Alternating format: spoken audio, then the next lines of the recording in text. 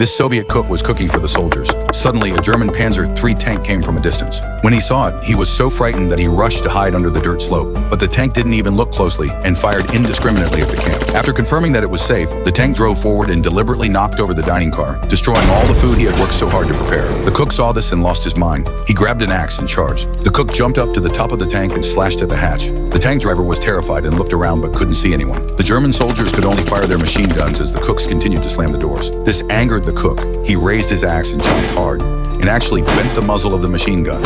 At this point, the German soldiers in the tank realized that someone in the tank. They tried to speed up to throw him down.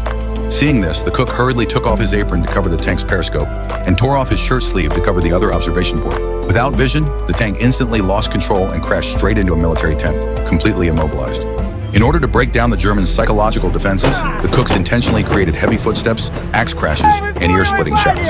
It made it sound to the Germans as if the entire Soviet army was charging. He also lit some hay and stuffed it into the tent, and the smoke soon burrowed into the tank. With this kind of interference, the German soldiers in the tank completely panicked, thinking they were surrounded. So they opened the hatches and came out obediently to surrender. The Soviet cook even threatened the Germans to throw away all their weapons. Then he pulled out a rope and told the prisoners to tie themselves up.